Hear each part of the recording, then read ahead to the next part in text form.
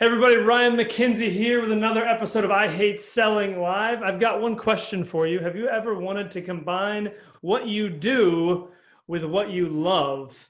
Most fitness professionals have trouble bridging that gap, and I've got a guy here that has always worked his butt off to bring those two things together. From the moment I met him, he was always talking about what he's passionate about and bringing those two worlds together. So you know there's things you have to do that you don't always love. That's part of life.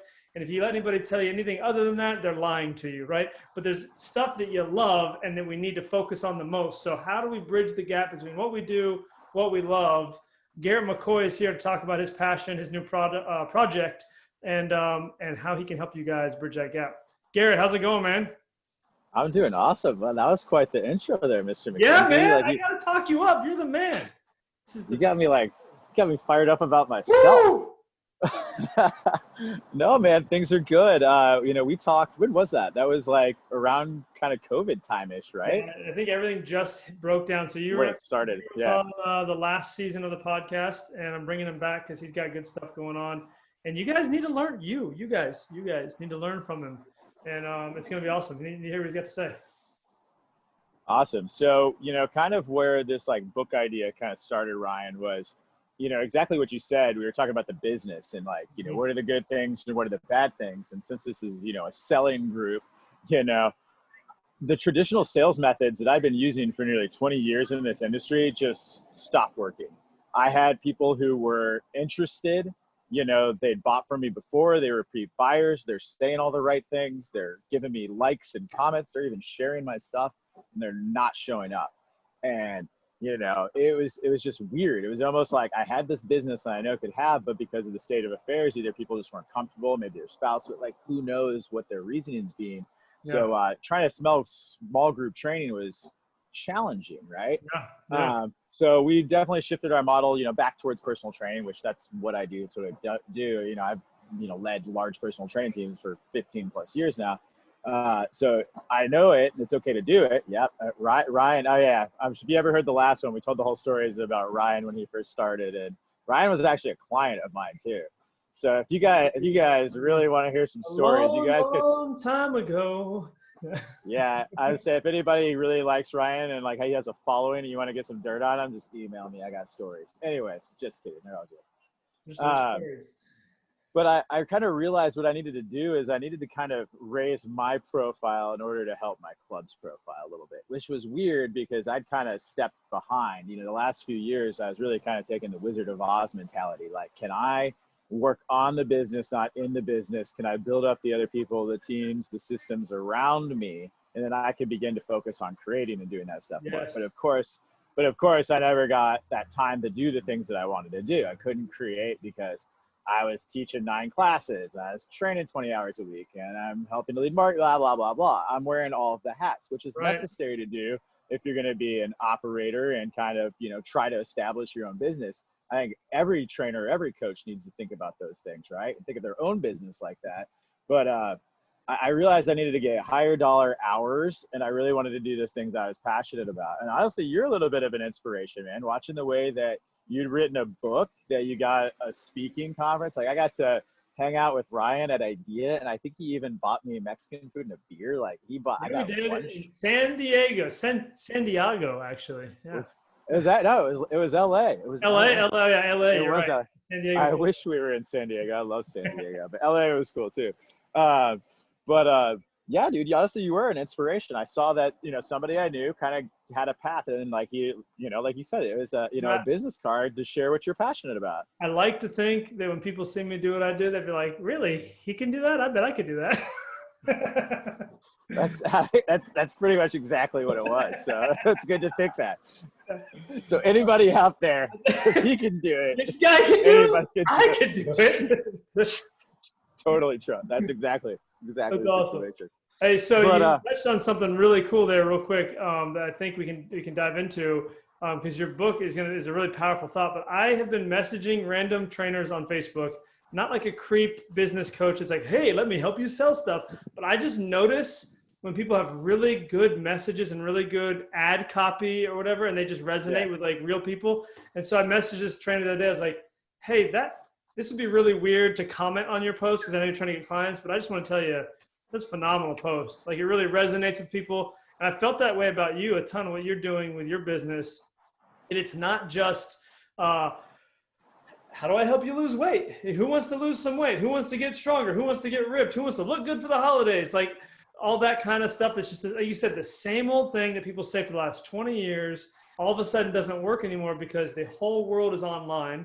Everybody's an online trainer and all the traffic is funneling to one spot and it's like just rushing right past you. So if you don't have something that really resonates, that really makes a difference, you don't catch anybody, right? So you've changed the game on that to me, because I remember you getting on this little surfboard, skateboard, paddle boarding around a parking lot, right, in Orlando, Florida years ago. And I'm like, what is this guy doing? He's my boss, so I'll just like not make fun of him. But it's just crazy. This is crazy. He's on a paddleboard in a parking lot, and you've turned that into like, you're like, I don't care what anybody thinks. This is what I love, and I'm passionate about it, and this is gonna be my business. And now, 12 years later, you're like doing this thing, and it's part of your model. Like it's all part of that passion. So you want to talk about that a little bit and tell us what sets that apart, and how maybe they don't want to do the exact same model you have, but they can see how, man, my weird passion that like my friend thought was weird, so I stopped because I was embarrassed.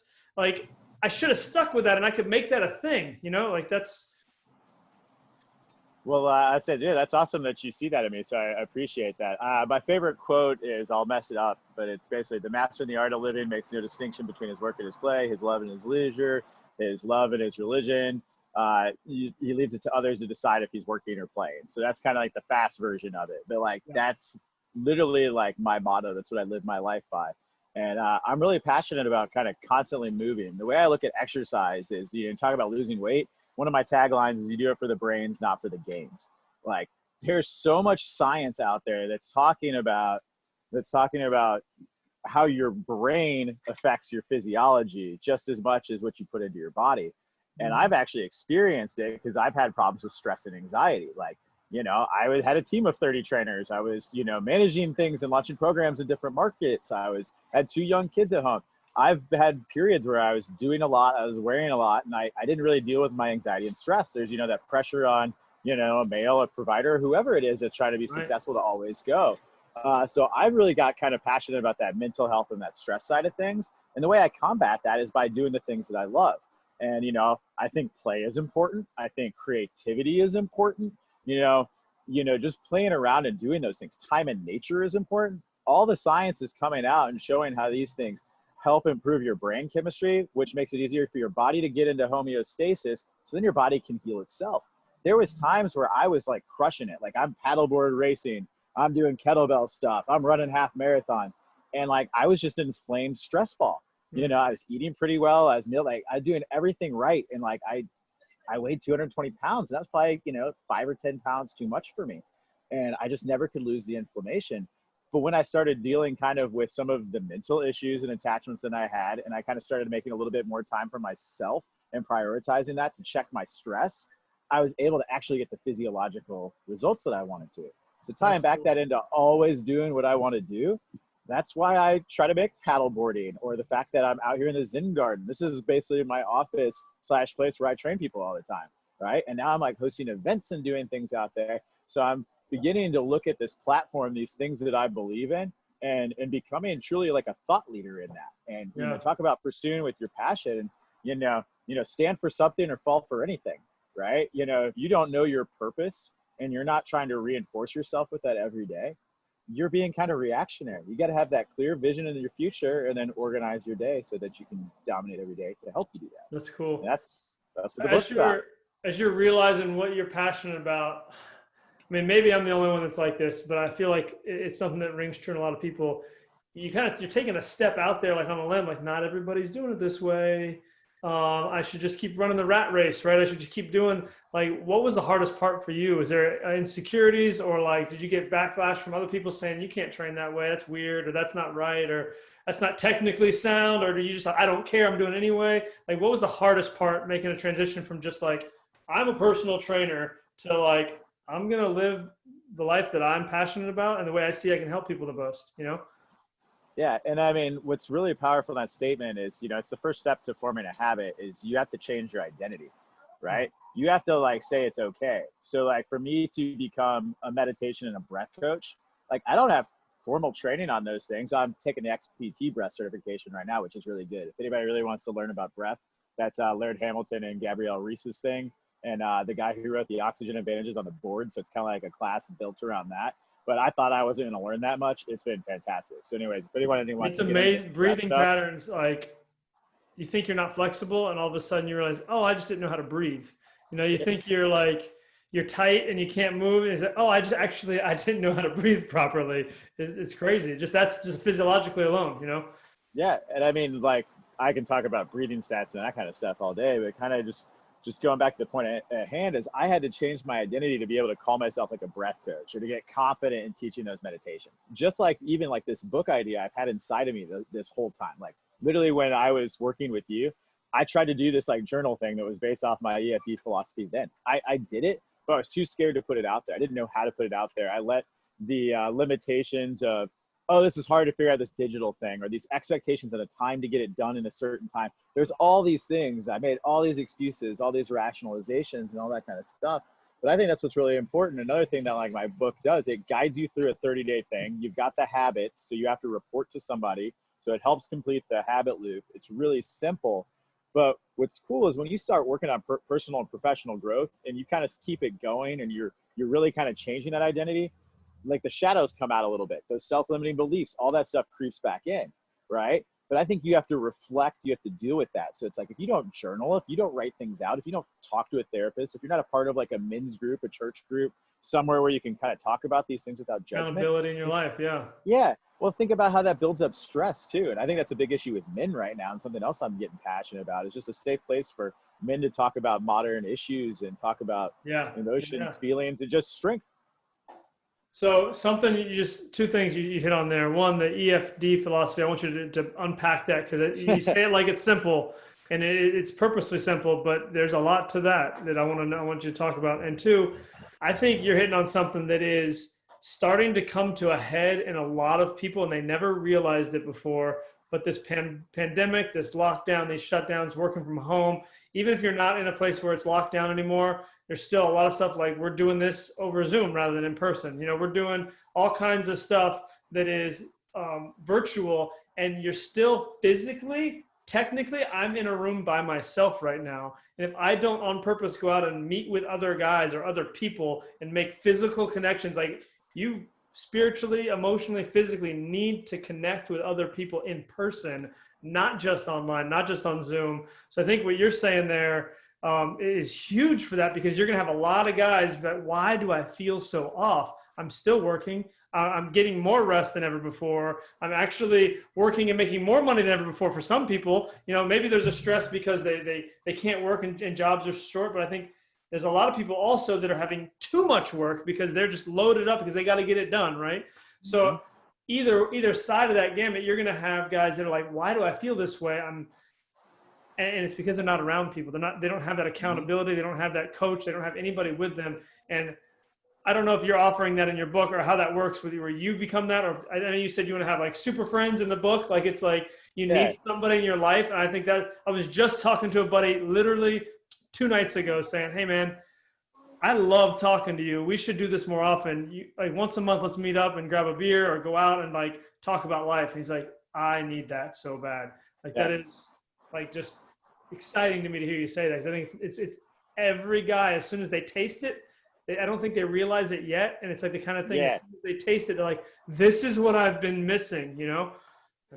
This is what feeling good feels like. So you asked me, I think, 15 questions there, Ryan. So I'll do my best to go back through and that. the super friends, right? That's what we need to talk about. EFD super friends. Okay, so number one, EFD is short for every freaking day. You can interpret that word however you want to. I purposely leave it that way because to me it actually means a lot of things too. But the whole thing is built around the idea of completing a habit loop. James Clear, Atomic Habits. If you haven't read that, like that should be like issued in the suburbs. Like everybody needs to read that. So anyways, he talks about there's a cue or a trigger, something that makes you want to do something. There's the craving that leads to the action, and there needs to be a reward in order to make that complete. So I had an associate several years ago, and she was discussing that she wanted to like lose weight. She worked in a gym. She's selling a gym, but she wouldn't work out. She couldn't use it. I was all these stress patterns, all those things I saw. I was like, look, I see you exercise every day for 10 minutes and report back to me. And I'm going to make you sign this contract. And if you don't exercise for 10 minutes, you owe me a 6-pack of IPAs. I like craft beer. So you got to hit me where it hurts. You got to make it accountable. It's got to hurt, because I'm going to set an alarm on my phone, and I'm going to text you at 7:30 every night. And if you don't text me by 7:30, you owe me beer.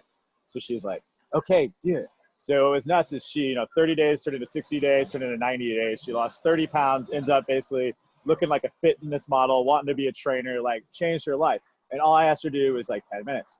So I'd had this, like I said, this theory. This is how I taught myself how to meditate. This is how I, taught myself the kettlebell, which I'm kind of known for. I did simple and sinister, which is 100 one-arm swings and 10 Turkish get-ups. I did that every day for 50 days. I think I only missed like 2 days during that. I gave myself, a little bit off. I did that with rowing. I've done it with reading my kids' book. I do it over and over again, and it's one of those things. I let fear or those other things or my attachment stop me from actually putting it out there and making it like a program.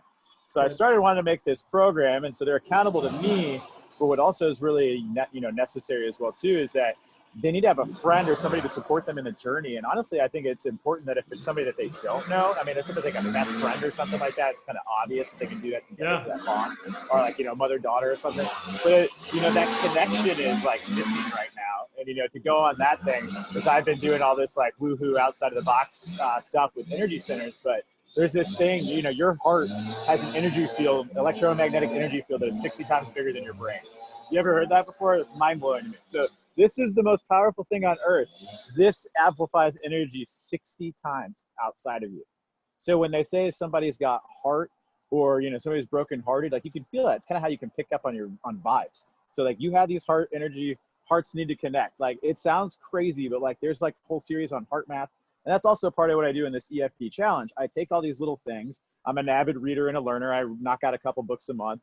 And I kind of made like Cliff Notes versions. Here's what people need to know about meditation. Here's what they need to know about HRV. Here's what they need to know about gut health. I write all my favorite little training philosophies out. And you kind of get one of those each day. So I really hope that if somebody does it, they're forming the habit of what I'm asking them to do in this book is to move, breathe, and create. So I'm asking them for 10 minutes of exercise, 10 minutes of intentional mindfulness. It doesn't have to be meditation. It doesn't have to be breath. It can literally be going outside and just looking at the trees. It can be listening to music with your headphones on. It's just doing nothing, preferably without electronics for 10 minutes, unplugging from the matrix on purpose. Because then people will do that for a few days and then they'll go, oh my God, this feels awesome. And then they want to do more and more. Feeling good feels like. Yeah, that's exactly. Well, motivation is fake. It's temporary. It's really all about momentum. And that's what this whole thing is. And you learn more and more. And then I hope somebody goes, that's me. I gave kind of like a TED Talk version of this to this little community I'm a part of the other night.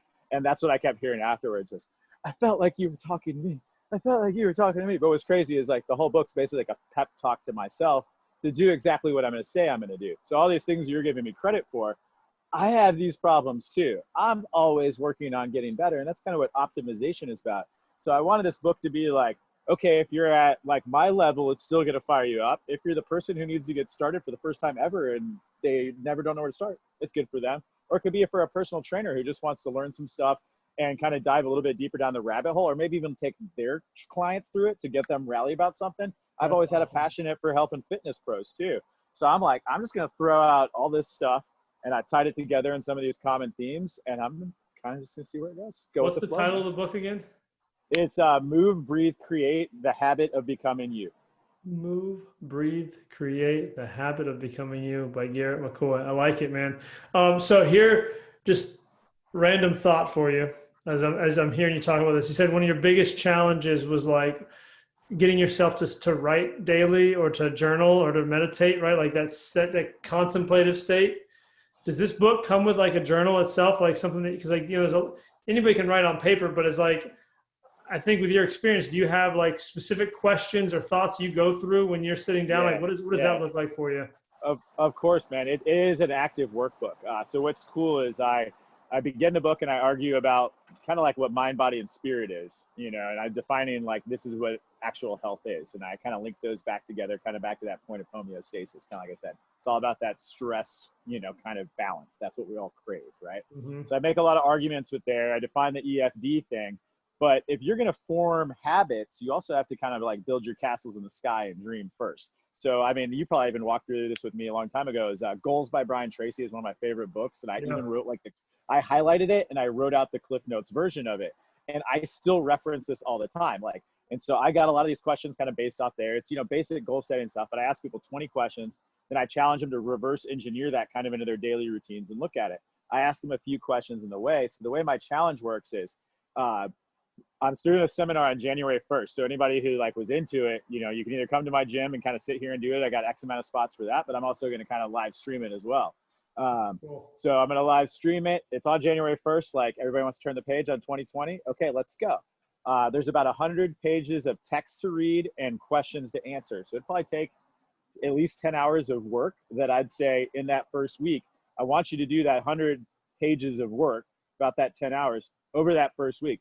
I want you to kind of warm up and get your mindset ready to change. Because as I mentioned, if you're going to form new habits, you have to change your identity to become that person. I had to become an author. That was hard for me to become an author too, to say I'm an author. So changing that identity is a big step and kind of warming up. Then it gets into the challenge. And every day in the challenge, I ask people to kind of track, how much did they sleep, their HRV or body battery. I think that's really important and easy to do that people should do. So if you have to take that whole snapshot every day, you got to look at it and kind of check in with this major health check-ins. You got a couple of reflection questions based on that lesson of the day. So you have to apply it. You're accountable to somebody, and then your super friend checks in on you. Now, all of a sudden, you got this community around you that's supporting you and building you up. And every day you're gaining momentum. And that's what EFD is all about. There's also something to be said for just writing it out, right? Instead of typing it out. There's someone pen hits paper or pencil hits paper. It's a little different. And it makes you think about what you're saying a little more. I love that. And I also love building a community around yourself. It's not, I think the model has been for so long, join this community, join that community where and CrossFit's done a great job of that, building the communities, but it's around what they're about, it's all built around what that community's about rather than this is what I need. And let me build a community around me to help me get what I need, and to help others and to help me. That's rather than join something else. And I'm not really about that, but I do need community. So I'll go there, I think that can be pretty powerful. That's cool stuff. Last question I have for you, man, and then any words of wisdom you want to drop on everybody here. What is something, we got a lot of trainers and gym owners that tune in here. What is something you need right now? Is there something you're looking for, something you need help with? What's the next step? Is there a roadblock for you right now that you wish you had help with? What is the next big point for you? Just send me all your clients and your prospects. That's what I need. Just send them all to me. No, I want you clients. No. No, I would say if anything, like I said, I'm going through it as confident and as well versed as I might come across. I'm still going through and I'm learning these things. This is my first year kind of as an independent, operator. And I'm taking that even further to kind of go in on my personal brand. So which is dope. I'll have to send you the pictures. I just got the little Garrett brand logos back, and it's basically a Monstera leaf with a sunset and a paddle border in it. And it's so rad. It's so me. I can't believe they did it so well. So I'm kind of going in on this thing of me being this thought leader a little bit. So if anybody out there who has done things like you and your experience, and they've kind of positioned themselves to kind of lead those conversations, if there's any words of encouragement or best practices on how that can lead towards helping your business, I'd love to hear stuff like that. Yeah. And that's powerful too. That's exactly what you're teaching in your book is let's connect with people. That's great. Man, I love it. EFD, get a super friend and go about your passion. That's just, this is cool stuff, man. I love that it's not just it sounds like you've got a way carved out, but it's not like you have to stay on this, do it the exact way I did it, but here's how to do it your way, and that's exciting to me. And you've got some really cool tips. Anything you want to leave everybody with here? No, man. One of the big messages I talk about over and over again is just the concept of do you on purpose, right? You're intentionally deciding, the way that you want to live your life. People overestimate what they can do in a day, but they underestimate what they can do in a year. The hardest part is just kind of getting started and building that momentum. So I would really encourage you, like you said, you have somebody that inspires you. If it's a Ryan or if my words resonated or anything with you, I'd really 100% encourage you to reach out. I have a passion for coaching and encouraging people. I can give Ryan the link on how you guys could check out this book and this challenge. Yeah. I think it'd be great for a trainer and operator. When does the book drop? It drops on 1/1, so I'll have definitely the PDF version of it available, like the whole "let's turn the page on 2020" thing. And I mean, the print or in hand copies should be there literally like at the same time. So anybody who's in Tampa, I can probably get in their hand on that first day. Everybody else would probably begin with the PDF, and it would get there as soon as I can mail it to you. So hopefully That's first cool. week of January. So if they say, But, hey, Garrett, I want to be on that first list, how do they get in touch with you to like download or reserve a spot or get one of the first copies? How does that happen? yeah, I'll send you the link, Ryan, and maybe you can post it up with this when you do it. So that's the easiest way. On Instagram, move.breathe.create. Move, I think move, period, breathe, create. create. Yeah, you should be able to find me on there. Look me up on Facebook, Garrett McCoy. I'm on LinkedIn as well. Best email address is mbc as in move, breathe, create .efd as in every day @gmail.com. So that's mbc.efd@gmail.com. That might be the best way to get a hold of me. mbc.efd@gmail. Yeah. So blow up Garrett's email, mbc.efd@gmail, and tell him, I want a book.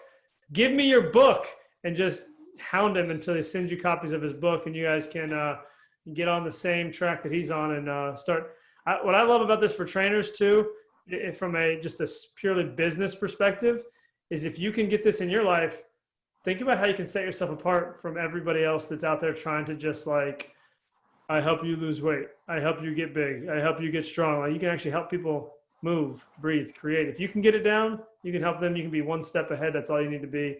And you can really change somebody's life. That's pretty cool. So Garrett, man, thank you. This is awesome. Guys, email Garrett, mbc.efd@gmail. Look him up everywhere else and follow him, stalk him, look at his life, see if he actually does what he says to do in his book. I'll definitely do that. Stalk him. Thank you, Ryan. Garrett, you're the man. See you, man. Later, bud. Guys, train smart, live well. We'll see you soon.